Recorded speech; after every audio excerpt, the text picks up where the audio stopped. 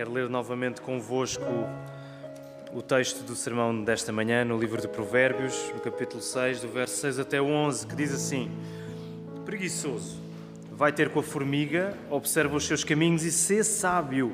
Ela, mesmo não tendo chefe, nem superintendente, nem governante, faz a provisão do seu mantimento no verão e ajunta o seu alimento no tempo da colheita. Preguiçoso, até quando ficarás deitado? Quando despertarás do teu sono? Um pouco para dormir, um pouco para cochilar, um pouco para descansar de braços cruzados. A tua pobreza te sobrevirá como um ladrão e a tua necessidade como um assaltante. E nesta manhã o sermão que eu vos quero pregar chama-se Sabedoria de Verão. Ele surge no seguimento da nossa série de sermões Frutos de Verão, cujo cartaz belíssimo podem ver à entrada. E é uma série em que nós estamos dedicados a ir aos textos da Bíblia que utilizam a expressão verão, ou colheita, ou cega, que muitas vezes são usadas alternadamente para significar a mesma coisa. E hoje nós deparamos-nos com este texto em Provérbios, cujo verso que vai chamar mais a nossa atenção é o versículo 8, que diz que a formiga faz a provisão do seu mantimento no verão e ajunta o seu alimento no tempo da colheita. E com este sermão o meu objetivo não sou eu que vou ter a capacidade de fazer isso, apenas o Espírito Santo pode fazer isso nas nossas vidas, mas é arrancar-nos da realidade paralela em que vivemos sempre que tomamos a preguiça como uma coisa ligeira e não como uma coisa louca. E eu já vou explicar o porquê de eu estar a usar estas palavras, por um lado ligeira, por outro lado louca, de uma maneira tão forte. Mas de facto a nossa tendência é olharmos para a preguiça nas nossas vidas como aquela característica tão nossa que mais vale não mexer porque ela está lá desde que nos conhecemos. Mas a Bíblia nunca trata a nossa preguiça dessa maneira. Ela trata a preguiça como uma coisa que nós temos de resolver. É um problema, é um pecado nas nossas vidas que nós precisamos, do qual nós nos precisamos arrepender. E por isso nada melhor que um exemplo zeloso, diligente de uma formiga, para nos mostrar que a verdadeira sabedoria deste verão, e a verdadeira sabedoria em qualquer altura da nossa vida, mas de modo particular a verdadeira sabedoria neste verão está em Jesus, que é o único que une perfeitamente descanso e diligência. E por isso nós somos esta manhã chamados a olhar para Cristo através deste texto em Provérbios. Nós queremos olhar para Cristo para confiarmos mais nele. E se nesta manhã estás aqui e não confias em Jesus, não conheces este Jesus, não tens fé nele, eu quero convidar-te a ponderares a possibilidade de o conheceres melhor e de colocares a tua fé nele, para ele te salvar. Por isso vamos orar nesta hora pedindo a Deus que nos dirija. Senhor, nós estamos reunidos como igreja que somos, não porque a nossa vontade foi tão grande para estarmos aqui. Provavelmente se comparássemos com aquilo que encontraríamos fora daqui haveria coisas melhores para fazer, mas nós estamos aqui porque de facto Tu nos dás o desejo de estar aqui, Senhor. Tu transformaste os nossos corações para que a coisa mais gloriosa que podemos fazer é louvar-Te, Senhor, e como igreja estarmos reunidos à volta da Tua Palavra. Ó Senhor, se não fosses Tu, nós nunca Te procuraríamos. E por isso nesta hora nós pedimos-Te que nos dês a graça de ouvirmos este texto com ouvidos de ouvir, Senhor. Que a Tua Palavra possa vir direto às nossas vidas, aos nossos corações. Ó Senhor, eu peço que Tu possas estar a ser com cada um. Tu conheces cada pessoa, cada vida, cada circunstância. E por isso nós queremos colocar as nossas vidas nas Tuas mãos. Ajuda-me a pregar de uma maneira que seja fiel ao texto, com coragem, com fidelidade, com amor, Senhor. Ajuda-me a fazê-lo. É isto que queremos pedir e agradecer no nome do Teu Filho, Jesus Cristo. Amém. Muito bem, queridos irmãos, nós hoje vamos para o livro de Provérbios e como costumamos fazer, como esta é uma série mais solta, digamos assim, não há um livro específico da Bíblia que estejamos a seguir ou um trecho específico, precisamos de fazer algum contexto para percebermos que livro é este de Provérbios. E como nós sabemos, o livro de Provérbios pertence a um conjunto de livros. Nós que crescemos na escola dominical, ou aqueles que cresceram na escola bíblica dominical, certamente terão aprendido que os 66 livros da Bíblia podem ser, primeiramente, eles são divididos em dois grandes grupos, não é? O Velho Testamento, com 39 livros, e o Novo Testamento, com 27. E no Velho Testamento temos vários, digamos assim, subgrupos. Ora, o livro de Provérbios está em que grupo, queridos irmãos? Dos livros? Já ouvi duas respostas certas. Está no grupo dos livros, por um lado, poéticos, do outro lado, dos livros de sabedoria, não é? Se nós quisermos particularizar um pouco mais, podemos dizer que os livros de sabedoria serão Jó, Provérbios e Eclesiastes. Mas também encontramos, obviamente, sabedoria em muitos salmos e nos Cantares de Salomão também. E para nós compreendermos este livro de Provérbios, nós precisamos de entender que este livro deve ser lido debaixo de um princípio. E esse princípio, ele é descrito lá bem no início, no capítulo 1, Provérbios 1:7, que diz assim: o temor do Senhor é o princípio do saber, mas os loucos desprezam a sabedoria e o ensino. E para muitos de nós esta expressão é conhecida. O temor do Senhor é o princípio do saber ou da sabedoria, mas os loucos desprezam a sabedoria e o ensino. E eu quero que possamos retirar duas coisas deste verso, em primeiro lugar, para compreendermos o livro em que estamos. Então, a primeira coisa, quando lemos este verso, que o temor do Senhor é o princípio da sabedoria, é que a capacidade para termos a verdadeira sabedoria, o verdadeiro conhecimento, acontece apenas quando nós tememos Deus. É apenas no temor do Senhor, quando nós reconhecemos a autoridade de Deus na nossa vida, que a verdadeira sabedoria acontece em nós. Por outras palavras, o verdadeiro conhecimento acontece apenas quando nos entregamos a Deus pela fé que nós colocamos em Jesus. E quando nós lemos toda a Bíblia, porque ela deve ser lida como um livro só que é, nós percebemos quando continuamos a ler, chegamos ao Novo Testamento e nos deparamos com a personagem de Jesus. Jesus é a encarnação, Ele que é Deus, Ele é a encarnação desta sabedoria que aparece já aqui no livro de Provérbios, que aparece no livro de Jó, no livro de Eclesiastes, nos livros poéticos. E é pela fé nesse Jesus que nós podemos ter acesso a esta verdadeira sabedoria da qual estamos a ouvir hoje. Quando somos pessoas sábias, aliás, nós somos pessoas sábias quando somos pessoas salvas, quando somos pessoas conhecidas por Deus. A segunda coisa que está a ser dita é que há uma distinção inevitável entre os sábios e os loucos. É isso que o versículo dizia.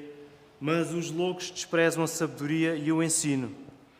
Então esta distinção entre sábios por um lado, loucos por outro, que é o mesmo que dizer que viver pela fé é a verdadeira sabedoria, por outro lado, enquanto que viver sem ela é a verdadeira loucura. Eu estou a colocar isto mesmo em termos bem diretos, bem básicos, de propósito. E poderá soar-vos demasiado ríspido eu estar a dizer isto assim, que viver pela fé é, de facto, a verdadeira sabedoria, enquanto que viver sem ela é a verdadeira loucura. Soa demasiado ríspido? Deixem-me dizer uma coisa. Para uma cultura como a nossa, uma sociedade como a nossa, filha do conhecimento empírico, filha do método científico, da ideia de que nós podemos adquirir verdadeiro conhecimento através ou a partir dos nossos sentidos, esta lógica que nós acabamos de retirar da Bíblia, de que verdadeira sabedoria apenas se consegue pela fé, enquanto sem fé o que temos é verdadeira loucura, esta lógica parece uma inversão perversa da verdade, com a qual sempre nos habituamos a lidar e a viver. Uma vez que o consenso, lá está, é que nós podemos ter algum tipo de conhecimento através dos nossos sentidos, através daquilo que nós podemos observar, através das hipóteses que podemos formular, através das experiências que podemos fazer, das conclusões a que podemos chegar. E não me interpretem mal, tudo isso é importante, ok? Tudo isso é importante, mas nós devemos perceber que isso só não chega para nós termos verdadeira sabedoria. A ironia é que, quando confiamos num método assim, no conhecimento empírico, como hoje o temos, no método científico, a ironia é que não deixa de haver uma dose de fé para nós agirmos em conformidade com isso. Nós temos, de facto, de confiar que obtermos conhecimento a partir dos nossos sentidos é uma opção viável. Há sempre uma dose de crença, de fé, de que esse tipo de observação e de estudo ele vai ser devidamente objetivo. O que pede a questão, de facto, porque não podemos viver sem fé. A questão é, tu vais colocar a tua fé em quem? Vais colocar a tua fé em ti? Ou vais colocar a tua fé noutra coisa qualquer? A questão que eu quero fazer é, porque é que haveremos de estar mais prontos a confiar em nós? Porque é que haverás de estar mais pronto a confiar em ti? E neste sentido, porque é que haverás de estar mais pronto a ter fé em ti mesmo e não no Deus Criador? O livro de Provérbios é também acerca desta questão existencial.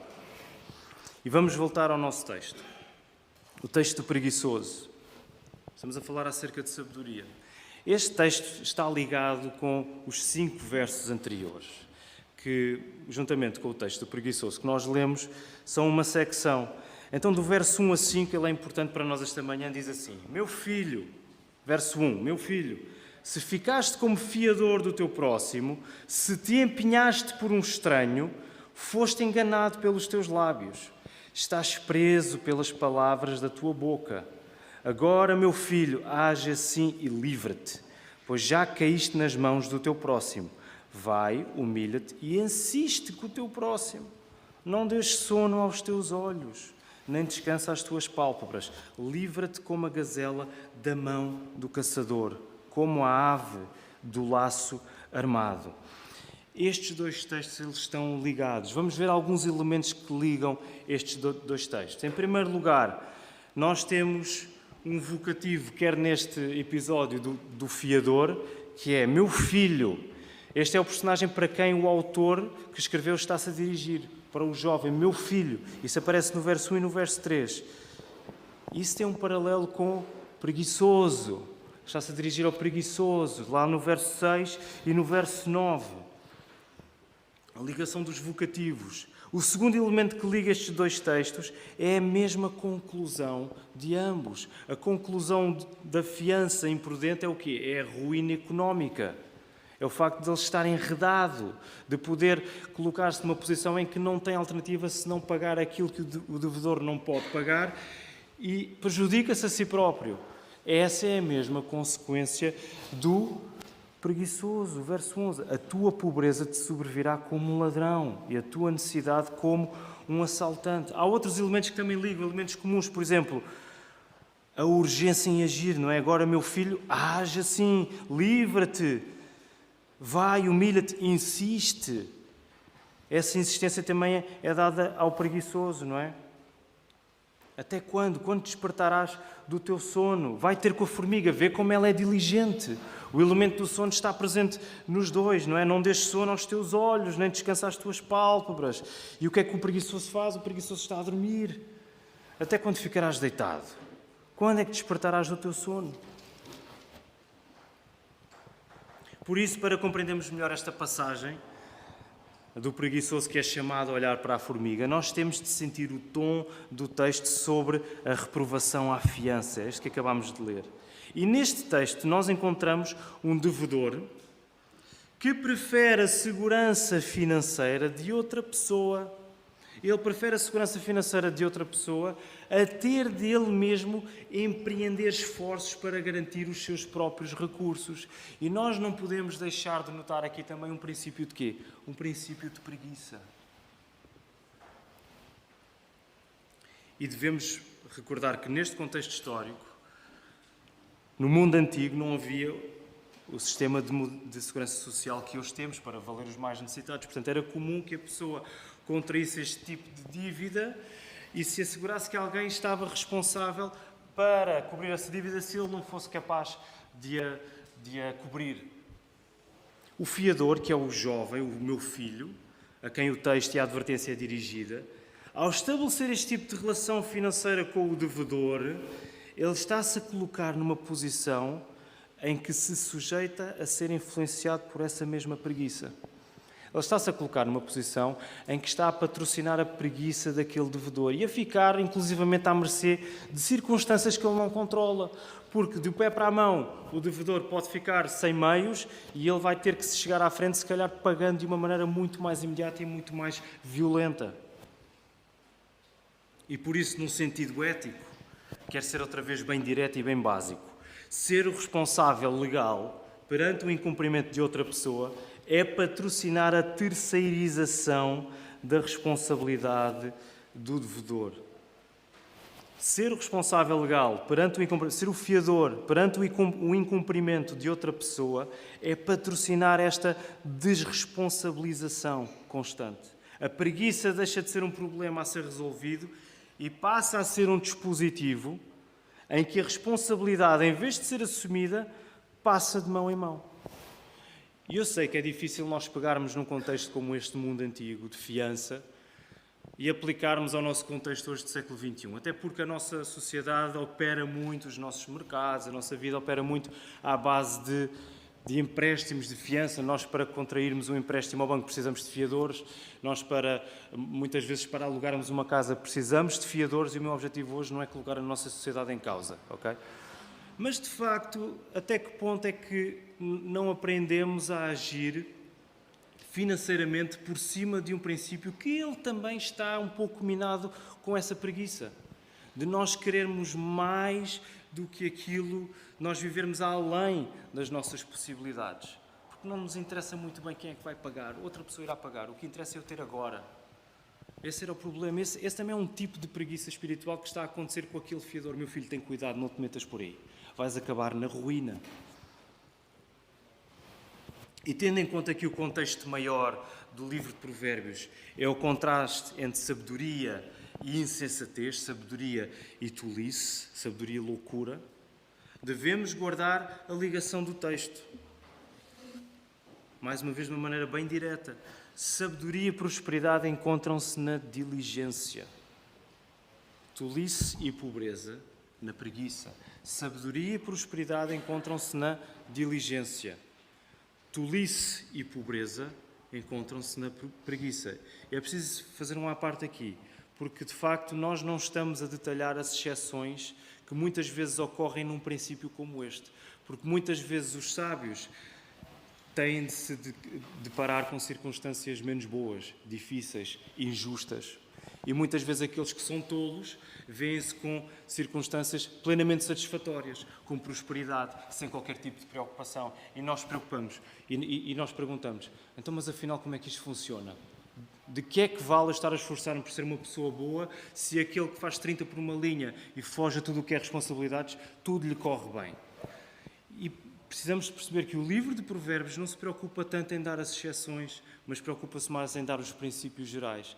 E por isso falámos naquele grupo de livros de sabedoria poéticos, porque de facto nós encontramos essas exceções a estes princípios mais detalhadas noutros livros. Por exemplo, o livro de Jó, que nos dá uma exceção incrível acerca do sofrimento. Como é que um homem justo e bom, fiel, vê-se agora perante uma circunstância incrível de sofrimento? Nós não sabemos lidar muito bem com isto. Como é que eu fui bom a minha vida toda, preocupei-me com os outros, nunca fugi aos impostos, fiz 30 por uma linha e agora eu tenho que me deparar com isto? Agora eu tenho que me deparar com esta doença? Precisamos de ler a palavra para perceber como é que essas exceções se encontram e a soberania de Deus em todas elas. Voltando ao preguiçoso. A característica que define o preguiçoso é o seu amor pelo sono. Voltem lá ao texto. Preguiçoso, até quando ficarás deitado? Quando despertarás do teu sono? Um pouco para dormir, um pouco para cochilar, um pouco para descansar de braços cruzados. Aquilo que define o preguiçoso é o seu amor pelo sono. Que esse amor pelo sono, sendo uma maneira de fugir, faz com que ele se dê ao luxo de não ter de lidar com o mundo real. É uma espécie de alienação. E essa fuga alimenta constantemente o seu desejo por mais sono, um bocadinho aqui, agora vou cochilar um bocadinho aqui. Há outras traduções que usam uma palavra muito bonita que é agora vou tosquenejar ali. e vou vivendo a minha vida de preguiça em preguiça, sem me aperceber que a ruína me está a acompanhar. O preguiçoso, reparem, não é uma criatura de poucos desejos. Antes, ele é alguém que, pelo facto de insistir numa vida de sono, numa vida de dormência, numa vida meio apagada, ele é levado pelos sonhos e pelos desejos exagerados e desordenados que o mantêm fora do mundo. O preguiçoso vive, de facto, uma realidade paralela. E quando a preguiça toma conta do coração, até o mais pequeno dos animais é usado para instrução, num verdadeiro exercício de humilhação. Quando eu era adolescente, no meu tempo, dizia-se quando alguém estava muito distraído, estávamos a conversar, dizia-se assim: ei, terra chama Manel. Terra chama Manel. A pessoa estava tão distraída que era preciso dizer isso. Não sei se hoje em dia ainda usam essa expressão. Mas o que a Bíblia está a dizer é: olha, a maneira agora como tu vais ser chamado à terra e à realidade é através de um inseto. É através de uma formiga que não precisa de advertências para começar a trabalhar, que não tem governante, que não tem chefe, que não tem superintendente. Ela vai e faz o que tem a fazer.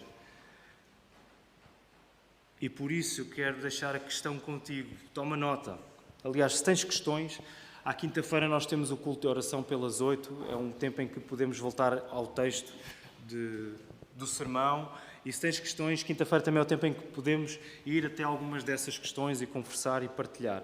E por isso eu quero dizer-te, é tempo de te examinares. É tempo de fazeres um exame à tua vida. A tua imaginação está cheia de coisas que te fazem avançar com fé, ou a tua imaginação está cheia de coisas que te deixam fora da realidade? A tua imaginação, quando falo imaginação, falo nos teus pensamentos, aquilo que o teu coração deseja, aquilo que tu mais desejas. Isso faz-te avançar com um propósito que tem consequências práticas na tua vida, ou por outro lado, deixa-te ainda mais etéreo, deixa-te ainda mais fora da realidade. Deixa-te mais adormecido. Se andas a divagar, o teu regresso à terra faz-se a partir da indústria de uma formiga.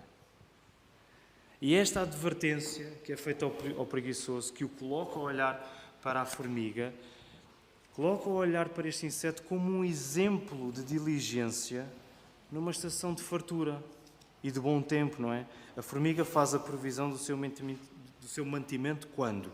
No verão, e ajunta o seu alimento no tempo da colheita. Ela é um exemplo de diligência num tempo de fartura, numa estação de bom tempo, que a prepara para as estações mais rigorosas. E o que é que isto significa connosco? O que é que isto tem a ver connosco? O que é que uma formiga tem a ver connosco hoje, dia 3 de julho de 2022, aqui em Lisboa, em Portugal? O verão, como estação descontraída que é, estação extraordinária, é a minha estação preferida. Antes eu tinha a mania, quando era adolescente, geralmente quando somos adolescentes não vivemos de facto realidades paralelas. Eu dizia que a minha estação preferida poderia até ser o inverno, era mesmo idiota. Enfim, hoje digo sem qualquer tipo de descaramento, é claramente o verão, mas claramente o verão. E ainda bem que deixei de ser adolescente. O verão, como a estação descontraída que é, sobretudo porque é uma estação onde retiramos a maior parte das nossas férias e nos damos ao descanso, à descontração, ao entretenimento, pode ser a altura perfeita para que a tua preguiça fique ainda mais camuflada na descontração e no entretenimento. O verão, como estação extraordinária que é de descontração, de praia, de viagens, de esplanada, de 30 por uma linha, vamos para o Algarve, vamos para a Espanha, vamos para o Gerês, vamos, sei lá onde vocês quiserem. Mas é a estação, pode ser a estação melhor para a nossa preguiça ficar muito escondida nessa mesma descontração. E a consequência trágica, de facto, é a tolice de tu tomares descanso como sinónimo. Aliás, a tolice é tu tomares a preguiça como sinónimo de descanso. E isso é uma tolice. Descansar a sério não é ser preguiçoso. nessa falta de sabedoria, que é tomar preguiça como sinónimo de descanso, tu ficas duplamente fora da realidade. Não contrarias a tua preguiça, nem descansas a sério. Não és capaz de identificar a tua preguiça porque estás demasiado adormecido para ela, não a consegues atacar sequer, não a consegues dominar e resolvê-la, e por outro lado, tu não descansas a sério. O que é que isto quer dizer? Isto quer dizer que agora, em tempo de férias, temos que começar a trabalhar? Há alguns de nós que vão hoje de férias durante algumas semanas. Será que a partir da manhã vamos ter que delinear um plano, uma rotina de trabalho? Não, graças a Deus não. Não temos de trabalhar durante as férias. Mas, e é isto que eu quero enfatizar, o que significa, o que estamos a ver, significa que para provarmos do fruto doce, que é se nós sabermos descansar, isso é um fruto tão doce, quando nós sabemos descansar é de facto bom. Para nós provarmos desse fruto doce, que é sabermos descansar, nós temos de olhar para o descanso também como uma preparação para as estações mais rigorosas da nossa vida. Nós precisamos de entender o descanso que nos é dado como uma preparação para as estações que serão mais rigorosas na nossa vida, onde o tempo vai apertar. Estações essas que nós viveremos fielmente no descanso de dependermos de Deus. Se tu não começares agora a aproveitar as tuas estações de descanso de uma maneira em que refletes melhor acerca da tua preguiça, da maneira como estás a descansar, se isso te aproxima de Deus ou não, quando as estações piores vierem, vai ser muito mais difícil para tu descansares em Deus. Vai ser muito mais difícil para tu encontrares paz naquilo que Deus faz em ti. E por isso, sabedoria de verão, viver o verão com conhecimento, com verdadeira sabedoria, é vivê-lo na diligência de querermos mais de Deus e não menos. Não menos, mais. E o verão é aquela altura em que nós queremos fazer tanta coisa. Canaliza isso para a tua relação com Deus, para a tua relação com a Igreja. Mais, nunca menos. É por isso também que na semana passada o pastor Marco deu aquele desafio de escrevermos nos papéis os próximos passos que queremos dar, porque nós não queremos mais, nós nem sequer queremos ficar no sítio onde estamos, nós queremos avançar. Nós queremos avançar, nós fomos feitos para avançar. Olha para a formiga está parada. Não, avança. Confia em Deus, avança. Vive o verão na diligência de quereres mais de Deus e não menos. Uma boa recomendação prática. Se tirares férias fora de Lisboa e visitares outras localidades do país, aproveita para perceber se aí há alguma igreja evangélica que tu possas visitar. Essa é uma maneira bem prática de nós tomarmos conhecimento e de nos envolvermos com aquilo que Deus faz além da nossa experiência aqui. Essa é uma maneira prática de nós colocarmos em prática a nossa diligência de queremos mais Deus, é nós estendermos a nossa comunhão a outros irmãos com quem habitualmente não estamos. E ora por essas igrejas. E para terminar eu quero te dizer, nesta manhã, o melhor que tu podes fazer não é partires do princípio de que a preguiça é apenas uma possibilidade na tua vida. Não partas do princípio de que a preguiça é apenas uma mera possibilidade na tua vida. Parte do princípio de que a preguiça faz parte da tua vida. Uma das coisas boas de ser pregador é que, tal como o escritor chamou de preguiçoso àquele jovem, eu também vos posso dizer preguiçoso, preguiçosa, levanta-te. Eu próprio sou preguiçoso. E a pergunta que a palavra te faz é a mesma.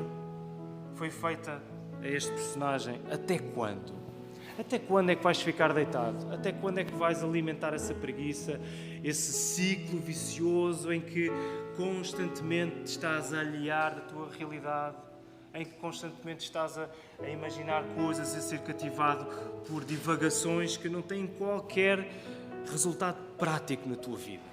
Até quando desperdiçamos a nossa vida com divagações, com megalomanias e não fazemos nada?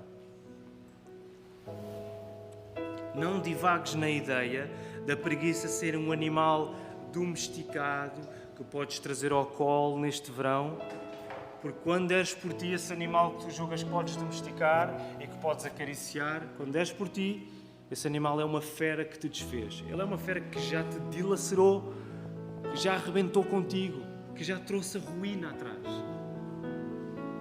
A sabedoria de um verão abençoado é ser sério com o pecado da preguiça e arrepender-te, tomares este tempo de retiro, de recolhimento e entregares isto nas mãos de Deus. Senhor, ajuda-me a reconhecer a preguiça, sobretudo agora em tempo de descanso, quando ela fica ainda mais escondida, ainda mais camuflada.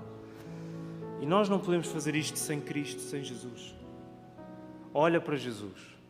Eu quero convidar-te hoje a olhares para Jesus, a conheceres este Cristo e a entregares-te ao que Ele fez na sua morte e na ressurreição. O facto de Jesus ter morrido pelos nossos pecados, retirando de nós a culpa que estava diante de Deus, por causa do nosso pecado contra Ele, por causa da nossa rebelião, por causa, lá está, de nós termos mais fé em nós do que no Criador. Jesus sofreu a culpa disso. Jesus sofreu a consequência disso. Mas Ele não ficou morto, Ele ressuscitou. E esse poder que ressuscitou Cristo é o poder que agora habita em nós pela fé em Jesus. Ter fé em Jesus não é apenas, deixem-me dizer assim, ter fé em Jesus como se eu acreditasse noutra coisa qualquer. Ter fé em Jesus significa verdadeira sabedoria, e verdadeira sabedoria significa o poder de Deus habitar em nós.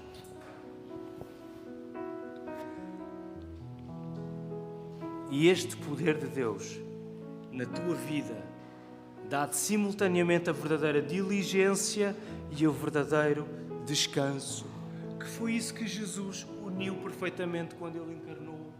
Ele foi o homem mais diligente de todos, Ele que era 100% Deus. Ele deixou a glória do Pai, encarnou, fez-se um bebê, cresceu o homem.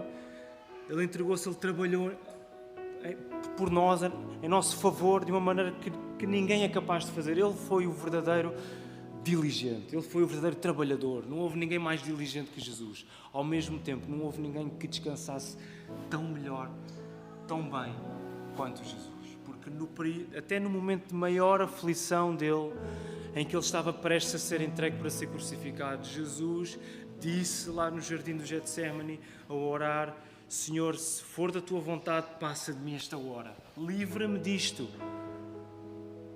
Mas que não seja feito o que eu quero, que não seja feita a minha vontade, mas seja feita a tua. É uma coisa que não conseguimos compreender nem explicar. Mas no momento da pior angústia, no pior sofrimento, Jesus descansou, de alguma maneira, Jesus descansou no Pai.